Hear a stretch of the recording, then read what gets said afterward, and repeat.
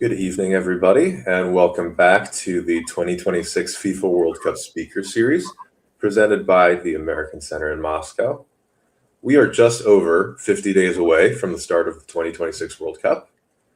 From the Christmas Football Truce of 1914 to the FIFA World Cup, soccer throughout history has held a prominent role as a facilitator of people to people exchange, nation branding, and diplomacy.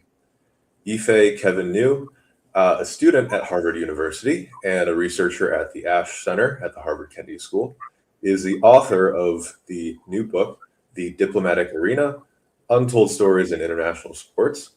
He joins us today to discuss the history of soccer as a bridge builder and the significance of the upcoming tournament in North America. Kevin, how are you? Welcome to the American Center Moscow. I'm great. Thank you so much, Josh. I'm excited to be here. All right. Well, Kevin, could you share with us just a bit about your background and what you're passionate about?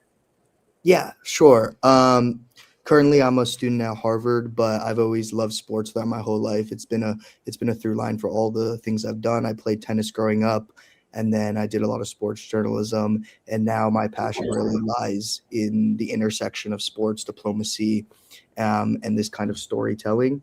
And I think writing the book was a way I wanted to explore how sports can function as a form of people to people diplomacy. And it was fascinating to learn about how these examples really brought people together and improved relationships on the international stage. So that's kind of what I'm passionate about right now and what I want to do in the future. That all sounds amazing. Now, about your book, The Diplomatic Arena, could you please provide a bit of a brief overview of it? And also, in it, you describe a bit about what defines sports diplomacy. Could you share a bit about that as well? Yeah, sure. So my book is kind of a broad overview of the history of sports diplomacy. So it's split into chapters based on different events, all of which involve different sports but are connected through a diplomatic angle. For example, ping pong diplomacy is the first three chapters. It talks about how this interaction between the U.S. and Chinese national teams during the Ping Pong World Championship led to Nixon's visit in 1972. There's, of course, a chapter on the Soccer World Cup, chapter on the NBA, chapter on things like cricket diplomacy between Pakistan and India, hockey diplomacy between Russia, U.S., and Canada during the Cold War. So all of these kind of different examples to showcase kind of the power of sports diplomacy, and which on a definition basis is basically using sports as a tool to connect people on the human level, not just through governments, to connect people to everyone shares this passion for sports as a universal language, and it allows people to increase dialogue with each other, and through that can improve relationships between countries.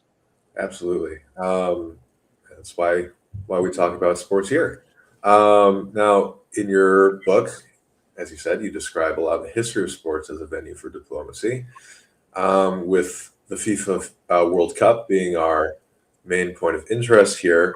Wonder if you could walk us through some of the moments that soccer has played in facilitating people-to-people exchange in history, whether at the Olympic Games, World Cups. What are some instances that stand out to you?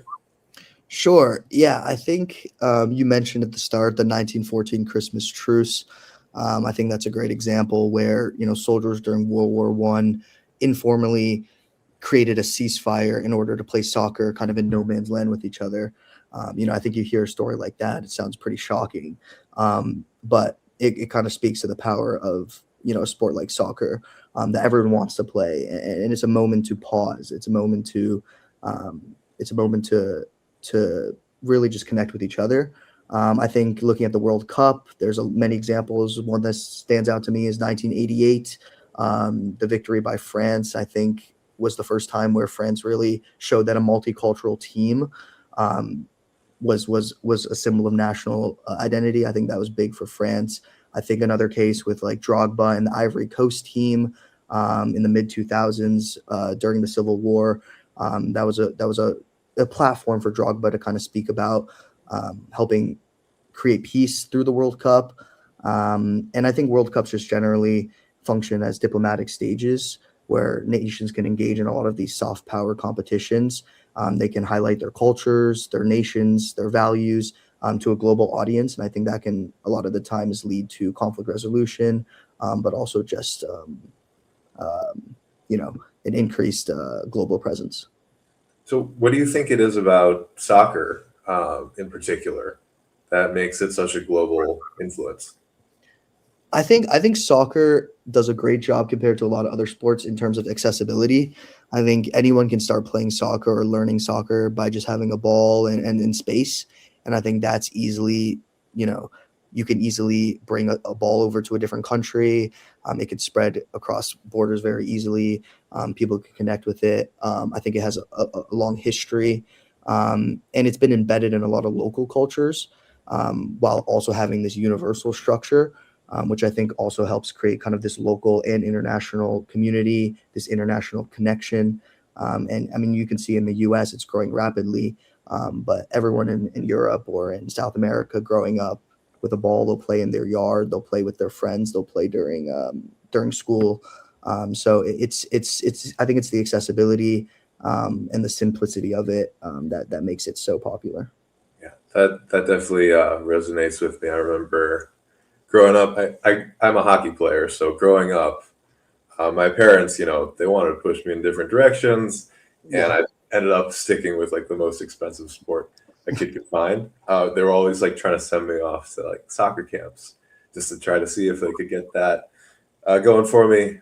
Didn't work, but I can definitely appreciate what you're saying about how it's just one of the most accessible sports as long as you have a ball and space. Now you mentioned, it's growing in the U.S., but in the past, maybe it hasn't had such a big impact. As hosts of this next tournament, um, what what can what could happen from this to grow U.S. appreciation for soccer, and how can soccer in this country really leverage the tournament to sustain its increased participation from kids, uh, attention from fans? Yeah, I think it's clear that the United States wants to do really well in the World Cup, and I think on an international scale, success in this World Cup definitely would um, allow the U.S. to have what I talked about with this like soft power, which is the ability to kind of influence others through like attraction. And I think a competitive U.S. team would signal this kind of engagement, as well as like a cultural relevance within the world's most popular sport. I think a lot of European nations and a lot of South American nations all across the world, soccer's the biggest sport for them. And I think if the U.S. performs on their level, it creates a high level of respect. It puts the U.S. on a stage where they can compete on all different levels. And I think so that's why the U.S. has made it such a priority to be a host nation, and why they want to do so well in the World Cup. I think it also shapes kind of global perceptions of the U.S., not just as a host nation, but also as a participant. So I think it strengthens its position in this kind of soft power, informal diplomacy space. Um, and that I think that's really important, especially to the U.S. government. Yeah. Impartially, how do you think the U.S. realistically will show up in this tournament?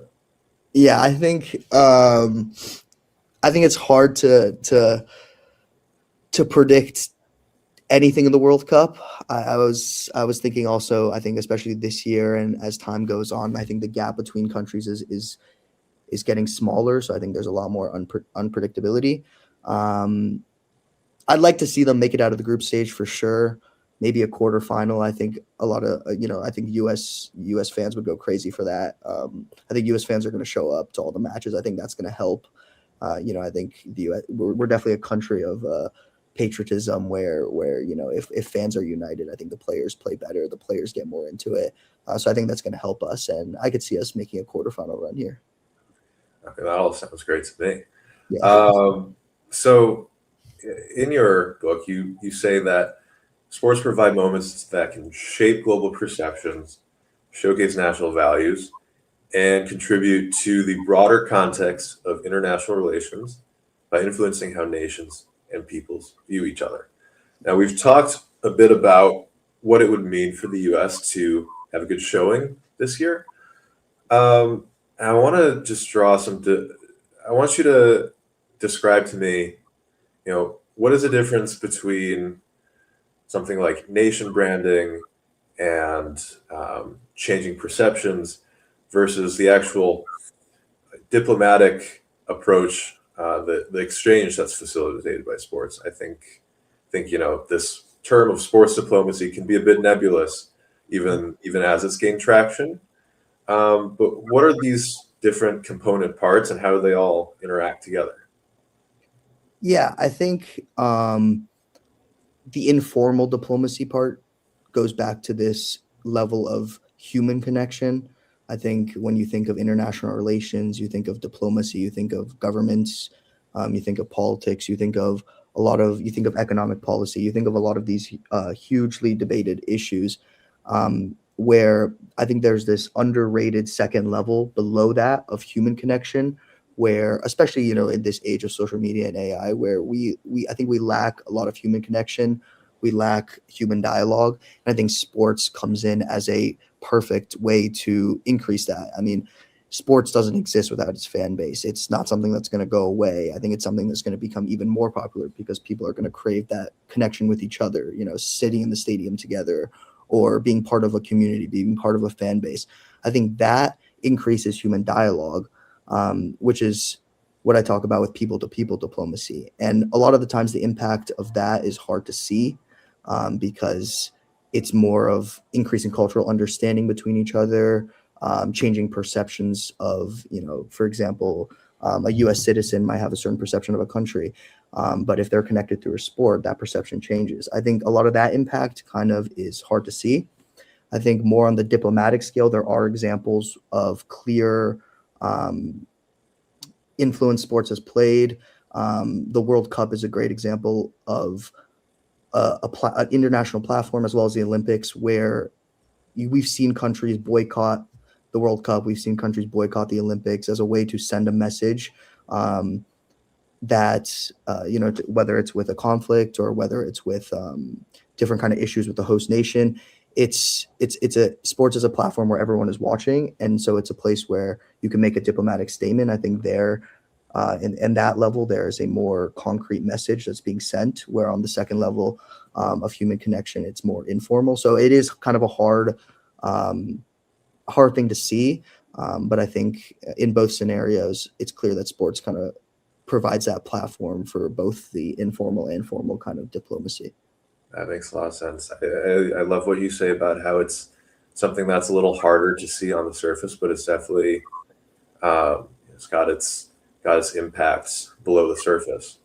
Now, sports diplomacy, it seems to be coming out of distinguishing itself from a tradition of what maybe the U.S. or other countries have engaged in cultural diplomacy generally. Do you think, just from your perspective as a researcher, having dug into this topic, what are some of the key differences for sports diplomacy compared to the longer history of cultural exchange, and what does it take from those, I guess, practices? Yeah, well, I think what makes sports diplomacy so unique compared to other cultural exchange is really the activity of sports. I think, to go back to sports is a universal language.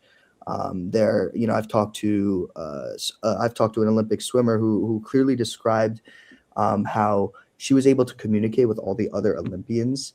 Not, there was a language barrier, but she was able to communicate through the sport of swimming because they had shared the same way they've trained. They shared the same way they love for the sport, the same way they compete.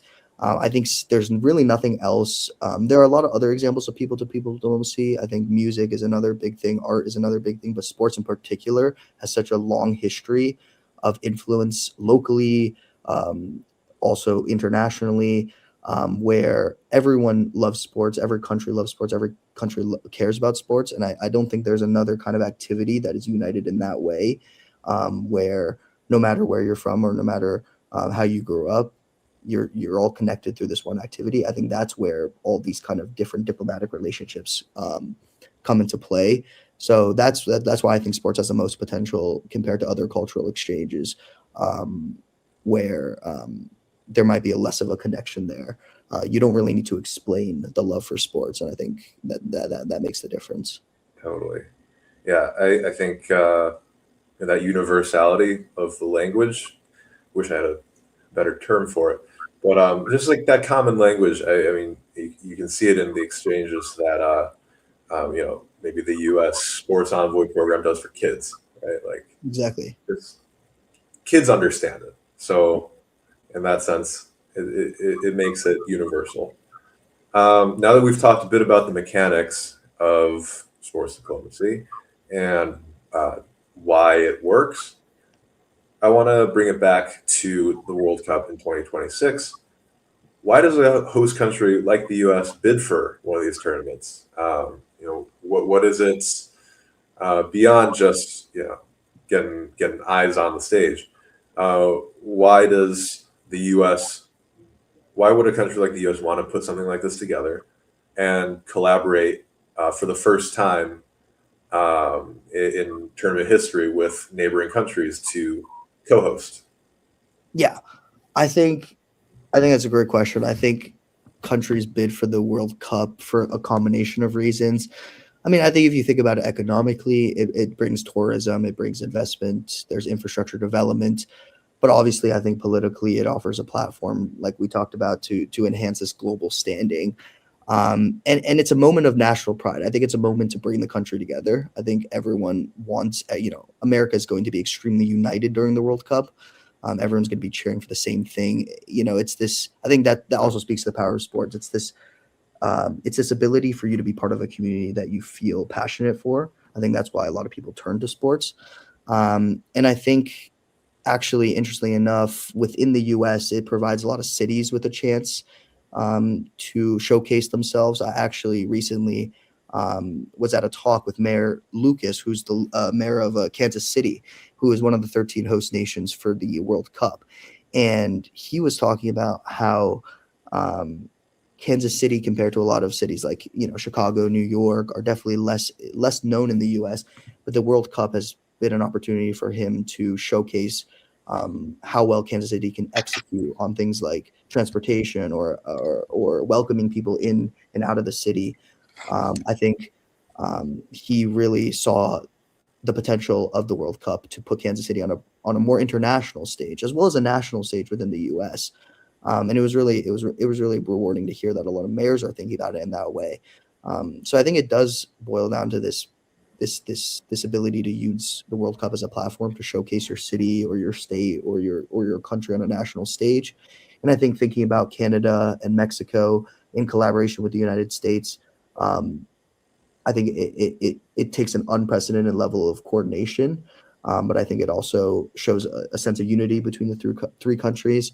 I mean, the three countries have a lot of collaboration already, economically and trade wise, with agreements like USMCA. But I think the World Cup builds on that foundation, and it kind of turns that existing partnership between the three countries into kind of a visible, large scale demonstration of how these different national countries can collaborate regionally within North America. And so I think a successful implementation of the World Cup and a successful hosting of the World Cup kind of shows to the world that these three countries are capable and are professional. Yeah, I mean, for all the talk about international tensions in whichever direction, just getting people under the banner of soccer, I think that's something really special. And you mentioned with Kansas City, we talked with a presenter last month about the communication strategies of different host venues. It breaks my heart a little bit as someone who grew up around Chicago that Chicago withdrew from the process a long time back, and Kansas City and other places around the U.S. have their time to shine now. Um, I think that leaves such room for, I guess, what we could call legacy projects within each city. That not, you know, there's the outwardly facing angle of diplomacy in terms of international influence, but there's also this domestic influence. What do you think could be some of the outcomes in terms of a legacy, not just for the country as a whole, but in these individual regions? Yeah, I think, especially on the local level, I talked about earlier how it's sometimes hard to see impact, but I think Yeah, locally, it's the place where you will see the most impact. I think for a place like Kansas City, it's huge for a lot of different populations within the city. I think it's huge for the immigrant population. It's huge for the culture of the city, to be exposed to this huge different audience, for it to be a place where people want to go. And I think the World Cup, you can see that impact locally, because you can be there, you can be part of it. I think it's harder to see it on a national scale, because it's very perception based. But I think on a local scale, you can see, increased. I'm sure there's going to be increased tourism in all of these host cities. There's going to be increased infrastructure. There's going to be increased economic development. There's this direct impact that the World Cup is providing. And I think, it's interesting you bring up Chicago, because I think also for the Kansas City example, Mayor Lucas talked a lot about how intentional his effort was to become a host city, showing up, going to Europe, showing up to FIFA, having meetings with FIFA, even talking to FIFA in Spanish, learning Spanish, opening up his pitch in Spanish, doing these kind of different things, um, to ensure that Kansas City is a host city, because I think he knows how much impact that can bring. And definitely on the local scale, you see more of that impact. And I think it brings a lot of economic, but also political value to a city like Kansas City, or to a city like to any city in the United States. sure. Now, are there lessons that can be learned from projects that continued after, say, Qatar hosted the World Cup in 2022, or even projects from when Russia hosted the tournament? Yeah, I think there's always a lot of varying factors with hosting the World Cup. I think Qatar 2022 is a good example of one where, it was successful. They hosted the World Cup. It definitely put them on an international stage, but I think it also highlighted some of um, the issues with the World Cup. It definitely highlighted some of the labor inequalities. Um, I think that speaks to how sports. It's a platform, right? So it can highlight a lot of the good and bad parts of different things. And I think Qatar 2022 is a great example of that. I think the U.S. is trying to recreate the successful part of that, but also showcase that they're doing it in a fair and a just way. So I think there is it's a double-edged sword sometimes with sports, but I think usually it ends up on the good side of things. Yeah. Now, with the 2026 tournament, this is a big stage for a big country, a few big countries, but the World Cup isn't just, you know, a few of the major powers. It involves the smaller ones. Curacao, for example, comes to mind.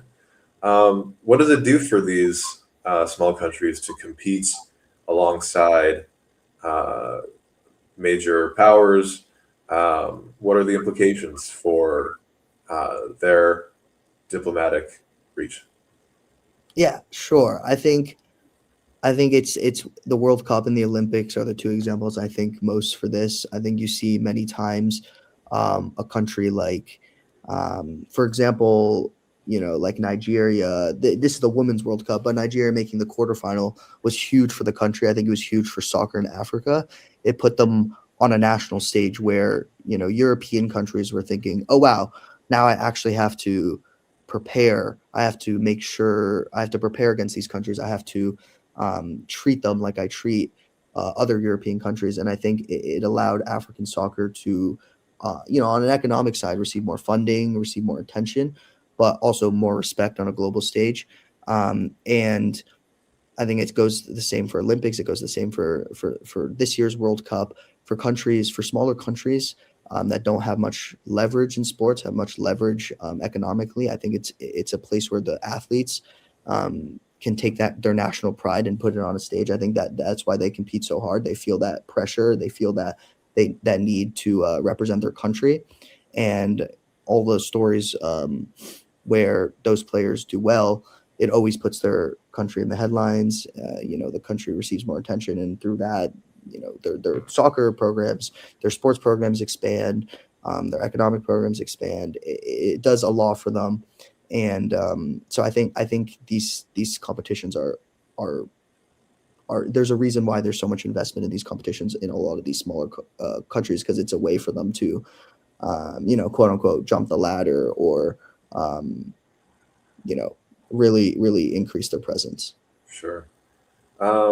That's a great perspective, and appreciate you bringing up Nigeria in the Women's World Cup. I want to turn it to that a little bit.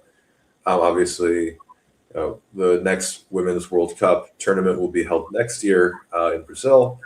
The U.S. women's team has had a lot more success in their tournament than, unfortunately, the U.S. men's in theirs. But I wonder if you can see continuities between the men's and women's tournaments, if there are lessons that they take from each other, or what are some key differences in how they're perceived internationally and how they're treated. Yeah, I think the Women's World Cup definitely learned a lot from certain things from the Men's World Cup. Of course, it emerged much later, but in terms of soccer in Africa specifically, I think it took a while for the Men's World Cup to give the sufficient amount of bids to African nations. I think they're still trying to improve that, but I think the Women's World Cup did a much better job at that from the gun. And I think that's because it's learning from the mistakes of the Men's World Cup in terms of providing an equal amount of opportunity and an equal amount of bids for different continents. I think there's a lot of similarities. I think the passion for the two World Cups stems from the same kind of love for soccer. I think, of course, the Women's World Cup is huge for women's sports. It's a moment where you know I think there is a high level where people, beyond what we're talking about with this political international presence, it's more of this putting women's sports on the national stage generally. I do think there's obviously there's a lot of debate among the popularity between the two, but I think it's good for this. I think it's good for sports. I think it does the same thing while also promoting women's sports in general. So I think the Women's World Cup is great, and I think it did a great job at learning from a lot of the mistakes that the Men's World Cup did in its long history, and making sure that they function smoothly.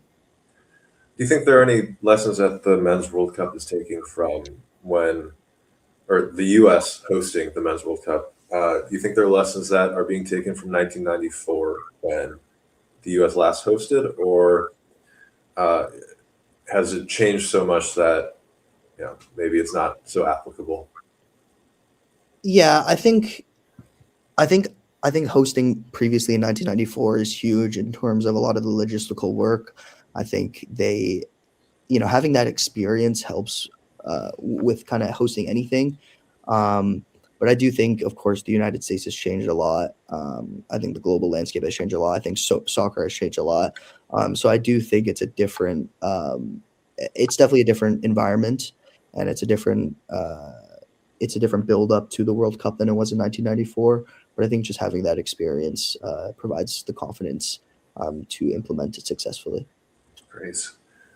So let's dial it towards the experience of writing your book, The Diplomatic Arena. Um, what was the inspiration to begin with for putting a work like that together? How did the process look like? Yeah, I think I mentioned that sports has always kind of been a through line for everything I did. So starting back when I was a young kid, I played a lot of tennis, and I loved playing tennis. Took it pretty seriously, did it competitively, And then I started a sports blog in middle school. I was just, a middle schooler who loved to write about sports. I'd write about my favorite athletes, my favorite teams. I'd do predictions on, who's going to make the NFL playoffs, or, why I like this athlete, or who are the up and coming tennis players, who are the up and coming footballers. And I kind of grew this love for sports writing. And in high school, I turned that more into like a journalistic experience. So I ran a sports newspaper. And that's kind of how I got a broad understanding of a lot of sports. I really got into soccer. I got into F1. I got into a lot of international sports because I had previously followed a lot of the major American sports. But obviously, running a newspaper, you have to keep up with everything. So I did a lot of sports journalism. But I think I was through that. I saw this ability for a lot of kids to improve on their writing, but also get into their writing because they're writing about sports. And it was really this power of sports that brought them to this writing space. And it got me thinking about kind of what sports can be used for beyond just like entertainment. And so I started doing some research, and I first stumbled upon ping pong diplomacy, which I talked about earlier. And that's kind of how like the fascination started. Reading about that story where, this simple interaction basically led to the restart of U.S. China relations, was fascinating for someone like me. And that's kind of where this idea for the book came out of. And the book, it took a long time, but it didn't feel like busy work, because every different chapter I was learning a different experience, learning a different history, and all of them were fascinating. And I think it helped to validate why I want to research this, why I want to keep doing it, why I think it needs to be talked about more, why I have this broader goal of putting a spotlight on it. And so it kind of all stemmed from just this love of sports, which then turned into sports writing. And then, I did research, and it can be kind of applied internationally on the diplomatic stage. And I do think it's something that we need to talk about more. So that's kind of the inspiration for the book. I think that's great. I mean, we were just talking earlier about how, sports, they have that direct line to impact youth, and I mean, you've lived it, to the point of actually developing your own book after, as a kid, having been so affected. Now, could you describe a bit about your research process for these different elements of the book, especially around what you've written around soccer? Yeah, I think it's hard to research this topic sometimes because how new it is and how emerging of a field it is. But I talk to a lot of people for soccer specifically. I talked to one of the event planners for the FIFA World Cup, actually. And he gave me a lot of great insight on how the World Cup was structured, how it was planned, as well as how they think about sports diplomacy. And FIFA does think about sports diplomacy. It's not just, let's host an event for competition's sakes, but they of course have to think about political factors. They have to think about all of these these different international aspects that are in play for a global competition of that scale. And so I think talking to those people really helped the basis of what I was trying to research. And then from there, I think it was just a lot of independent research, going through different sources. There is existing literature on it. There are a lot of articles on a lot of those examples I talked about in the World Cup: 1914 Christmas Truce, the 1988 World Cup. There are also examples of bad examples of the World Cup where there's boycotting, or there's tension between two countries, between for example, Iran and the United States. Um, the World Cup was a stage that kind of put that conflict in the face of everyone. And so I think it was a mix of independent research, but also talking to people who are working on it firsthand. I did that for a lot of my other chapters with the Olympics and with the NBA. And so it's always nice. It's always great to talk to people who kind of understand it, and I think that helps me target what to research. But when it came down to it, I think it was a lot of independent research, really looking back at those articles that were written, the existing literature that was written about it. That's great. I remember one of my favorite assignments in undergrad was just I think it was a European studies class, and I decided to write about, I forget what year it was, but a competition between East and West Germany. maybe you might have a better grasp of it.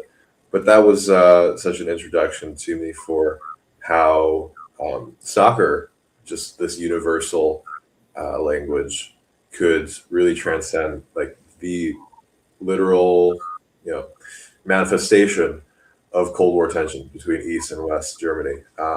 So I think it's amazing how you've put that all together into this coherent book with all these different examples, and to have researched it from all these different angles. Now, the book has a lot of content, but of course, there are things that I'm sure you would have liked to write more about that you couldn't fit in. Um, are there any stories that uh, you thought might have made it at first that didn't quite fit? That if you know you had a platform to talk about, you would expand on. Yeah, I think I would focus more on, the local side of things or the national side of things. Domestically, we talked about that. I think there is a lot about that, and of course, this book was more on the international scale. The broader goal was um, to kind of combine all of these events in a way that a young person would be able to read it and have a broad understanding of the power of sports and the potential of sports diplomacy. But I think there's a lot of potential with civic pride, fan base. I think sports plays a huge role in voting as well, domestically. I think there's things like that I saw a lot of research on, or snippets of things that I think um, there's a lot to be said. And I think that kind of just didn't align exactly with what I wanted my book to be about. But if I were to, for example, do further research, I mean, I'm doing research on this already at the Ash Center, but if I were to write a second book, I think it would more focus domestically and locally, because I think I would be able to more uh, easily define the impact that's being done.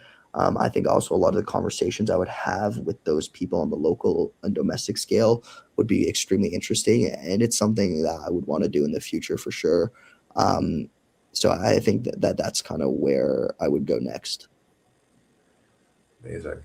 We keep coming back to this theme of sports diplomacy engaging uh, communities on a local level, especially youth. It seems that's a key component to your definition of what good and effective sports diplomacy is. Um, could you give some examples of what maybe could appear to be sports diplomacy that really isn't? People talk about just as much as people talk about sports diplomacy. Sometimes people talk about sports washing, Mm, or you know, how do you avoid instances like what the Olympics were for Berlin, or mm, whatever like sports events they have over in North Korea that are like these big spectacles, but sort of don't engage local communities, or other aspects of sports diplomacy that we might not always touch. Yeah, I think what immediately jumps to mind is sports washing. I think that is, it's growing extremely fast. We see it a lot in soccer specifically. I think it makes sense. It does go back to the idea of um, putting countries. Countries want to have a growing impact and they want to make a statement globally. I think sports washing is a way they do that. But I don't think it really engages, of course, local audiences and local communities in the same way, especially because a lot of the times it involves, um, of course, buying out a player from a different country to play in a different country. And I think the great power of a competition like the Olympics or like the World Cup is that people are united under that national pride, under everyone wants to cheer for their own country. They want to cheer for their sportsman, their national sportsman, someone who's representing them, representing their local community. You want to cheer for um, the person who comes from your town or from your state. And sports washing, I think, kind of excludes that aspect of things. I think it's more focused on the economic benefits of signing players from different countries. So I think it does that. That definitely does a worse job at engaging people locally. But I think examples like Berlin, where of course there is unfortunate situations involving sports, I do think it makes sense in terms of whenever there is a environment like that, there's an opportunity for um, for good and bad messages to be conveyed. So I think there's nothing you can really do about that, and I think sports diplomacy does have a different side of things that people don't really realize. But I think sports washing is a good example of one that doesn't really engage locally, and it's more focused on a perception. It's influenced by perception. Well, thank you for that perspective. You end your book with a section about global initiatives. Even as this field is emerging, it's new, it's being informed in real time.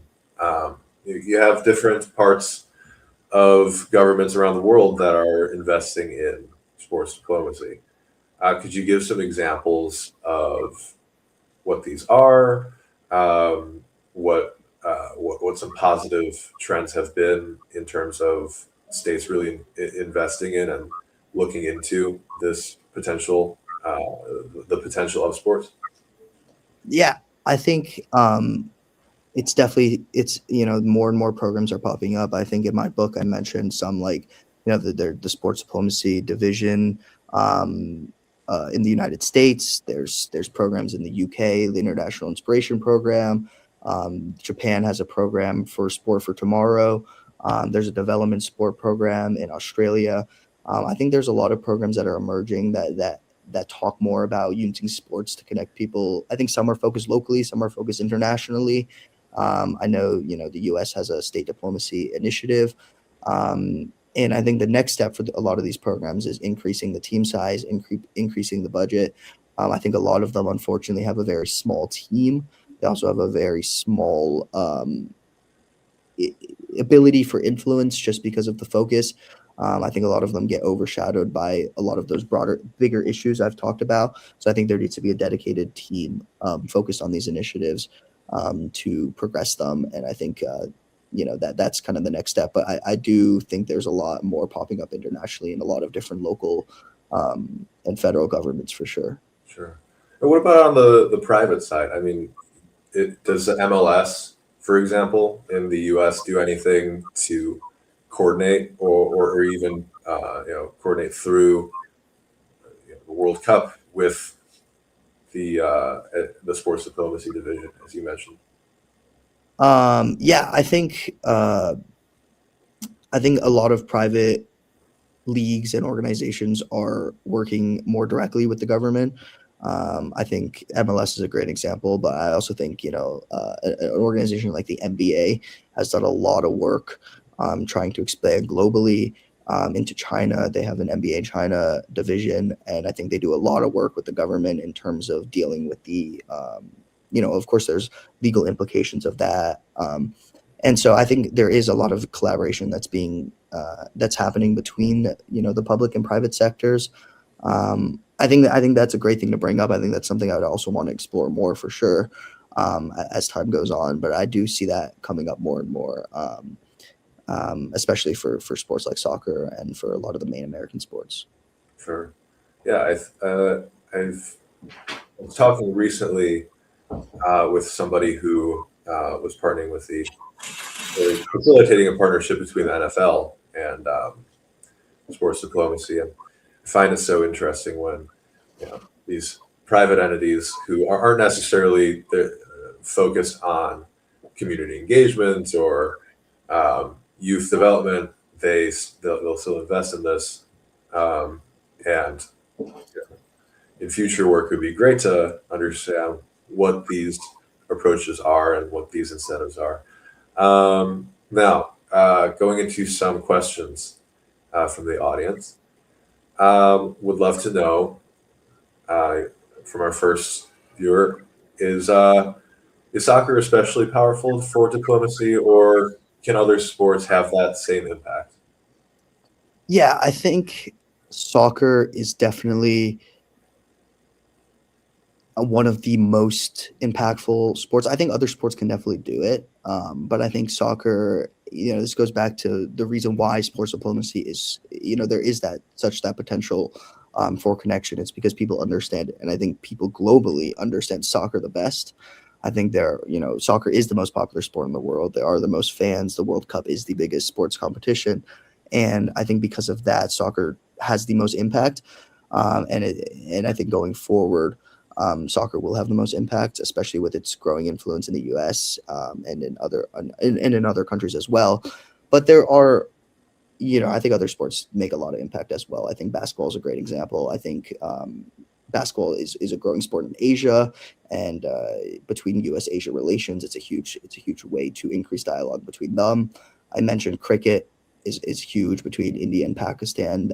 That's related to like the 1914 Christmas truce. I think there's a lot of examples where India and Pakistan kind of pause any of their political issues to play cricket, to kind of just have more of a human moment.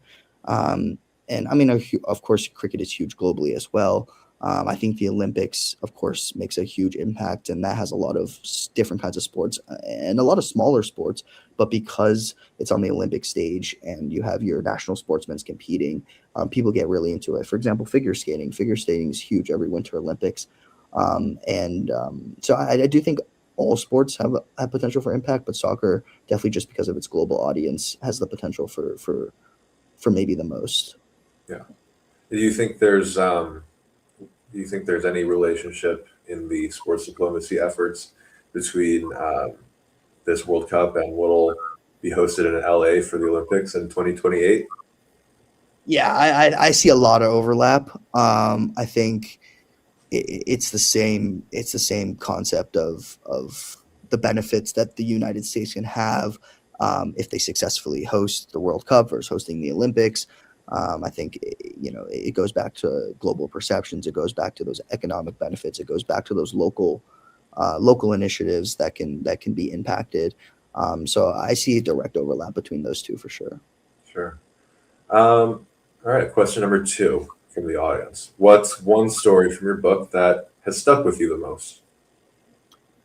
One story from my book, I think I would say definitely ping pong diplomacy. I kind of already explained the context of it, but I think especially for me, as a Chinese American, I think I have been exposed to a lot of U.S. China relations growing up. I think, of course, now we see U.S. China relations in a worse position than it was before. But pre ping pong diplomacy in 1954, 1950s, 1940s, the U.S. and China were practically didn't engage with each other at all, and U.S.-China relations were extremely barren. And actually, part of the story is that the U.S. national team and the Chinese national team weren't supposed to talk to each other. But this U.S. national player, stumbled onto the Chinese bus, and the world number one at the time engaged in dialogue with him, and it was reported on by a journalist, and it blew up internationally. It got to the highest levels of the U.S. and Chinese government, and eventually both teams did tours in the respective countries. And I think it played a huge part in Nixon's decision to visit in 1954.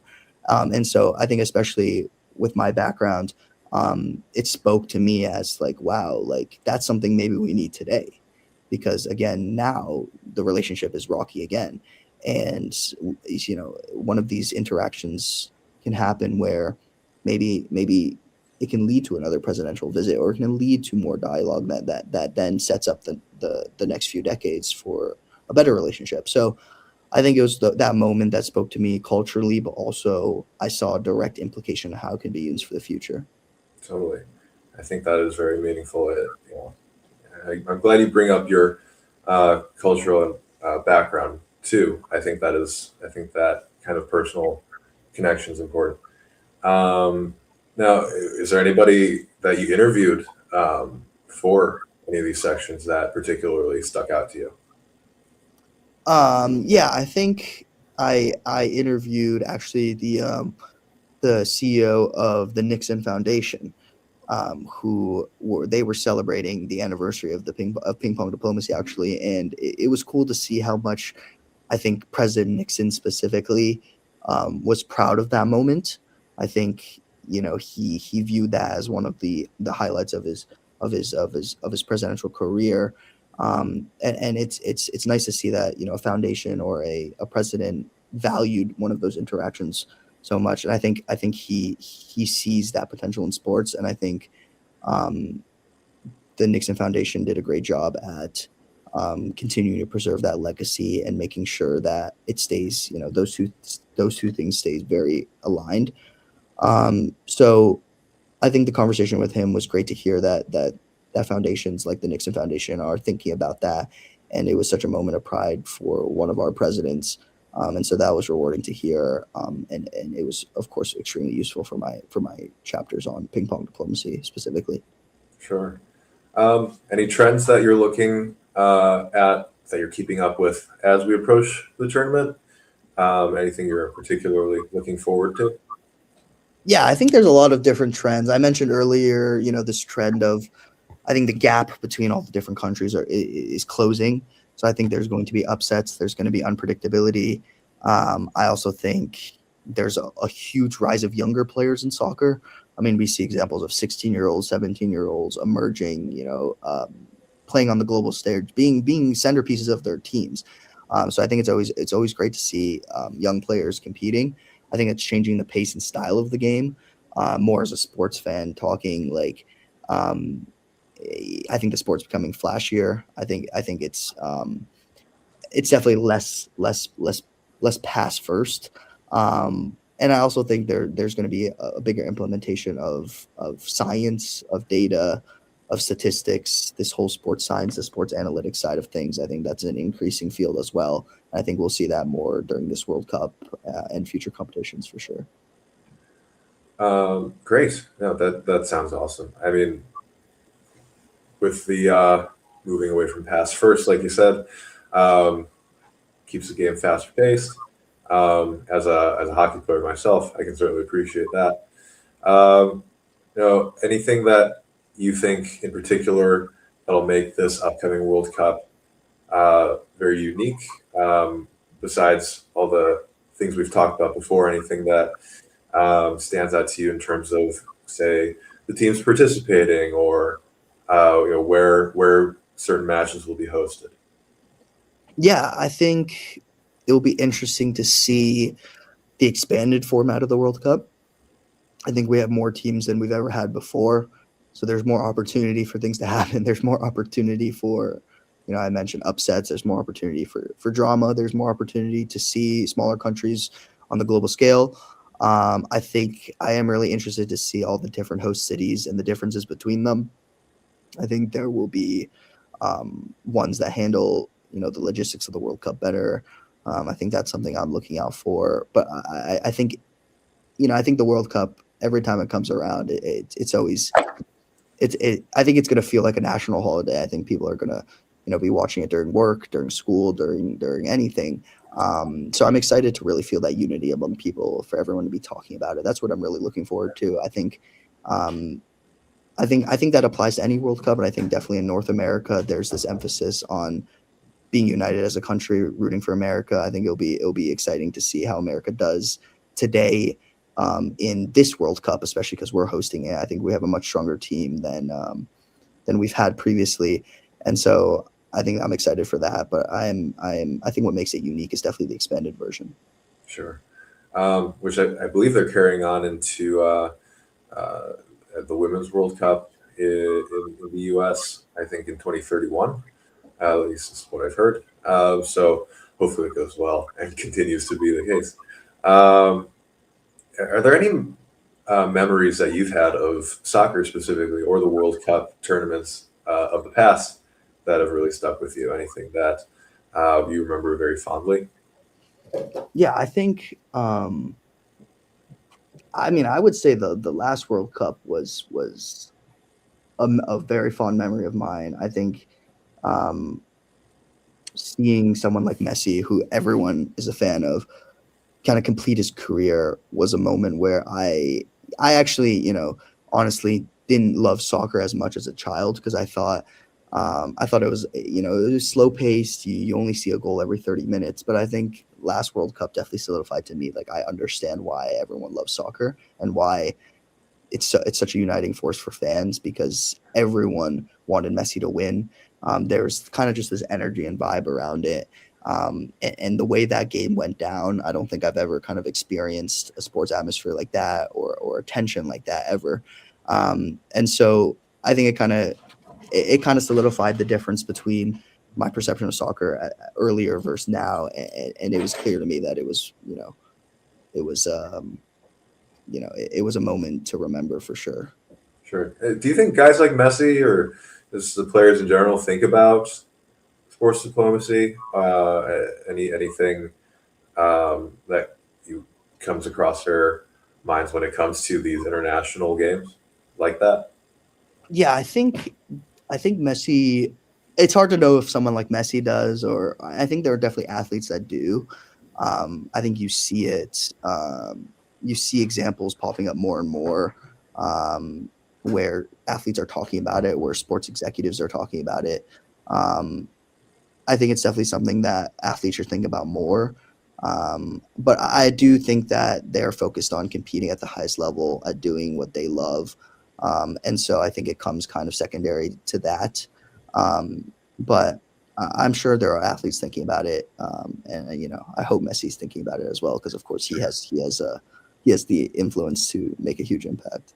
He's sort of single-handedly just grown U.S. soccer, Exactly. Yeah. even even not being from the U.S. himself. Okay, on to our final question. How do you think social media has changed sports diplomacy? You've outlined this long history of soccer, different international events, different exchanges, but now social media is on the scene. This new technology. How do you see that shaping this field? Yeah, I think social media kind of does like two different things. I think one, it does allow sports to have a greater influence. I think more people get into sports because they see short form media clips of sports, so they'll see highlights. It makes sports more accessible. I think it makes sports more popular. And through that there is this increased potential for there to be a message through sports, for sports diplomacy to be put on a broader scale. But I also think it makes people turn towards sports more, just because social media, it does decrease face-to-face people-to-people interactions. And I think, to go full circle from what we talked about at the start, the reason why sports is what it is and why it's going to continue being what it is because it allows people to get together as fans, as communities. And social media, I think, has made that a more, one of those aspects that people crave and that people want. And so I think that's why people look forward to the World Cup so much, and that why they look forward to the Olympics so much, and why they get into it so much. So I think social media has increased the popularity of sports, and also kind of the value proposition of sports as well. Thank you for answering these questions from our audience. Really appreciate you sharing your time with us today, Kevin. I loved learning about the process that you took for writing this, especially how it connects to your childhood passion for sports journalism. I think that is a really nice touch to speaking about the impact that sports can have, not just as entertainment, but as something that really connects people to a greater good that can happen between countries. So we look forward to following your future work, and also looking at in the next 50 plus days how it'll all play out on the turf and between the host countries. Um, our next events for the FIFA World Cup Speaker Series, will be hosting that in May. Um, we will have Matt Lashkowski presenting about soccer recruiting, the future of recruiting in the U.S., how that plays into international tournaments. He brings the past experience of having worked in the MLS, and also a professor of sports management. Now, moving forward, we also have our next Game Changers events in May. That'll be with Brian Haimline. He is the chief medical officer for the NCAA. So for our audience in Moscow, Please look forward to those. Thank you for your time, for your participation, and for your attention. For Kevin and for the American Center in Moscow, I'm Josh. Thank you for tuning in. Have a good night. Thank you.